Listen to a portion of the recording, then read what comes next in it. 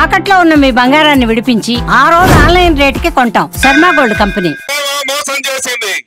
ఈ అమాయక ప్రజల జీవితాలతో ఆడుకుంటూ గత 24 సంవత్సరాలుగా ఈ మొండి గోడలు చూపించి, ఈ సొరంగాలు చూపించి మా ప్రజలకు ఊమి నూరిస్తూ నోరు వెళ్ళబెట్టుకొని చూసే విధంగా తయారు చేస్తూ ప్రాజెక్టు పూర్తి కాకుండానే పూర్తయిందని ఓపెన్ చేసిపోయారంటే దానికి మీరందరూ సంకలు కొట్టుకొని జేజేలు పలికారంటే మిమ్మల్ని ఏమనాలి? ఎంత దుర్మార్గం, ఎంత అవినీతి! ఎవరు అవినీతి చేశారు, ఎవరు దుర్మార్గం చేశారు? ఈ ప్రాజెక్టు పట్ల చిత్తశుద్ధితో ప్రయత్నం చేస్తా ఉంది, చిత్తశుద్ధితో పని చేయిస్తా ఉంది మన పెద్ద ఆయన చంద్రబాబు నాయుడు గారు. మన జిల్లా మంత్రులు, మన జిల్లా శాసనసభ్యులందరూ కూడా అనుక్షణం వెలుగొండ వెలుగొండ వెలుగొండ అంటూ ఎప్పటికప్పుడు అధికారుల దృష్టికి, పెద్ద దృష్టికి తీసుకుపోతానే ఉన్నారు. అందుకనే ఒక్కసారి మీరు కూడా పరిశీలన చేయండి. 2006 సంవత్సరంలో ప్రాజెక్టు ప్రారంభమైంది. ఆ రోజు 9% చేశారు. 2009 నుంచి 14 కల్లా 32% చేశారు. ఆ 14 నుంచి 19 కల్లా 37% చేశాం. ఆ 19 నుంచి 24 కల్లా కేవలం 2% మాత్రమే చేసి మన అందరినీ ఎంత బీపీలు చేశాడో ఒక్కసారి సిగ్గు తెచ్చుకోండి, ఆలోచన చేసుకోండి. ఎవరు పరిపాలన చేస్తా ఉంది, ఎవరు మన ప్రాంత ప్రజల పట్ల ప్రేమతో ఉందని గ్రహించండి. కులం కులం కులం అంటారు. ఏ కులం అడ్డం పెడుతుందా? కులం ఏమన్నా సాకుతుందా? ఈ రోజు కులాన్ని అడ్డం పెట్టుకొని ఓట్లు వేసుకున్న వాళ్ళు, ఓట్లు వేపించుకున్న వాళ్ళు, సంపాదించిన వాళ్ళు ఎంతమంది బాగుపడ్డారు? ఈ రోజు బాగుపడేది ఆ పైన ఆ 5-6 మంది తప్పనిచ్చి, ఈ నియోజకవర్గంలో 2-3 తప్పనిచ్చి, ఇలా ఎవడైనా కానీ 3 పూటల అన్నం తినేమైనా సంపాదించుకున్నాడేమో ఒక్కసారి నా ముందుకు వచ్చి చెప్పానండి. విద్యాశాఖ మార్చులు శ్రీ నారా లోకేష్ బాబు గారి ఆలోచనతో ప్రతి ఇంటికి వెళ్లి ఈ సంవత్సర కాలంలో మన ప్రభుత్వం, ఎన్డీఏ ప్రభుత్వం చేసిన కార్యక్రమాలన్నీ కూడా తెలుపమని వారు చెప్పారు.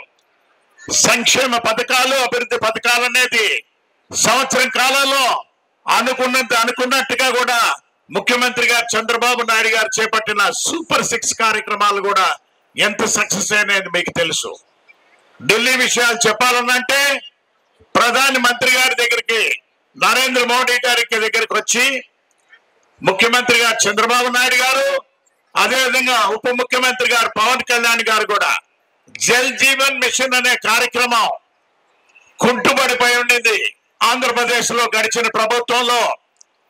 మరొకసారి దాన్ని పునరుజ్జీవం చేయమని చెప్పని ఇద్దరు అడిగిన తర్వాత ముఖ్యమంత్రి గారు ఇంకొక 2 సంవత్సరాల కాలాన్ని ఆ జల్ జీవన్ మిషన్ అనేది, అంటే ప్రతి ఇంటికి హర్ జర్ ఘర్ జల్, అంటే ప్రతి ఇంటికి ఒక కుళాయి ఇవ్వాలనే కార్యక్రమం అనేది, ఆ కార్యక్రమానికి ఈ మధ్యనే మార్కాపురంలో శంకుస్థాపన చేసుకున్నాం మన ఉప ముఖ్యమంత్రి గారు పవన్ కళ్యాణ్ గారితో కూడా. ఇక ఢిల్లీలో ఎక్కువగా నిధులు తీసుకురావటం అంటేనే ఒక్క చంద్రబాబు నాయుడు గారికి అది వీలవుతున్నప్పుడు దాదాపు 42,000 కోట్ల రూపాయలు తీసుకురావటం, పోలవరం నిర్మాణానికి 13,000 కోట్ల రూపాయలు, వైజాగ్ స్టీల్ ప్లాంట్ కి అయితే 12,000 కోట్ల రూపాయలు అనేది. ఇక రోడ్ల నిర్మాణానికి అన్ని రకాలుగా కూడా అధిక నిధులు కూడా తీసుకురావటం కూడా చూస్తున్నాం. ప్రతి ఒక్కరు ఎర్రగొండపాలెంలో ఇక్కడంటే వెనుకబడిన ప్రాంతం, ఈ వెనుకబడిన ప్రాంతంలో ఇప్పుడే మన ఎలక్షన్ బాబు గారు చెప్పినట్టుగా మంచినీటి అనేది చాలా అవసరం ఉన్నది. ఈ మంచినీటి ఎద్దటి అనేది ట్రాన్స్పోర్టేషన్ వల్ల జరుగుతున్నప్పుడు ఉండేటప్పుడు మమ్మల్ని కోరిన మీదట ఆర్ఓ ప్లాంట్లు అనేది కూడా కొన్ని నిర్మాణం చేయడం కూడా జరిగింది. ఇక్కడికి మనకు అవసరం అనేది ఇప్పుడే నారాయణ రెడ్డి గారు సోదరులు చెప్పారు, వెలుగొండ ప్రాజెక్ట్ ఒకటే ఈ ప్రాంతాలకి వరప్రదాయని అని చెప్పండి. ఇది లైఫ్ లైన్. ఇది ఇక్కడంతా కూడా ఈ వెలుగొండ ప్రాజెక్ట్ కి మన ముఖ్యమంత్రి గారు చంద్రబాబు నాయుడు గారు పదే చెప్తుంటారు, మన పాలన మనమే చేసుకోవాలి అని 1982 మార్చి 29వ తారీఖున పార్టీ స్థాపించిన నందమూరి తారక రామారావు గారు 9 నెలల్లోనే అధికారంలోకి వచ్చి మరి పేద ప్రజలు అందరూ కూడా సగౌరవంగా తలెత్తుకుని, అలాగే తెలుగు జాతి వారందరూ కూడా ప్రపంచ నలుమూలల్లో కూడా వాళ్ళ గౌరవాన్ని నిలబెట్టిన మహనీయుడు స్వర్గీయ నందమూరి తారక రామారావు గారు. అలాగే మరి గత 5 సంవత్సరాల్లో ఒక్క ఛాన్స్ ఇస్తే చాలు, నేనేంటో నిరూపించుకుంటాను, ఒకే ఒక్క ఛాన్స్ అని ఒక్క ఛాన్స్ ఇస్తే మరి ఆయన ఓ డార్క్ రూమ్ లో ఉండి ఓ 4 చేత అవినీతి చేయించడం, ఓ డార్క్ రూమ్ లో ఉండి బటన్ నొక్కడం చేసేవారు. ముఖ్యంగా ఈ తల్లికి వందనం ఈ రోజున ఎంతమంది పిల్లలుంటే అంతమంది పిల్లలకి ఇవ్వటమే కాకుండా ఎవరికైనా అర్హులకి ఇంప్లిమెంట్ కాకపోతే మరి గ్రివెన్స్ అనేది రేజ్ చేయటం జరిగింది.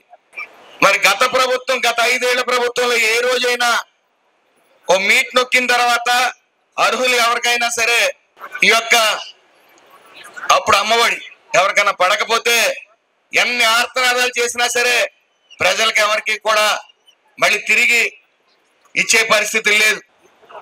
ఆయన ఎక్కడా నిరుత్సాహపడకుండా ప్రజలకి అభివృద్ధి సంక్షేమం అనేది అందించాలని చెప్పి ఆయన ఓడిపోయినా సరే నిరంతరం ప్రజల మధ్యన ఉంటూ ఈ నియోజకవర్గానికి గొట్టిపాటి రవి గారి ద్వారా అలాగే స్వామి గారి ద్వారా అనేక, అంటే మీకు కరెంట్ లేని పరిస్థితి, ఎంత దుర్భరమైన పరిస్థితి అంటే ఎక్కడ కరెంట్ పోల్స్ లేని పరిస్థితి, కరెంట్ లేని పరిస్థితి నుంచి ఈ రోజు మీ పేటలన్నీ కూడా రైతులందరూ కూడా మరి కరెంట్ ఉండటం వల్ల వాళ్ళ రైతాంగం అంతా కూడా సుభిక్షంగా ఉన్నారు.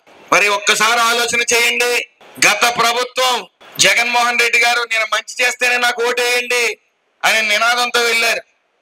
మరి ప్రజలందరూ కూడా, రాష్ట్ర ప్రజలందరూ కూడా తగిన బుద్ధి చెప్పారు. వాళ్ళు ఓడిపోవడానికి ఒకే ఒక్క కారణం అహంకారం, అహంభావం.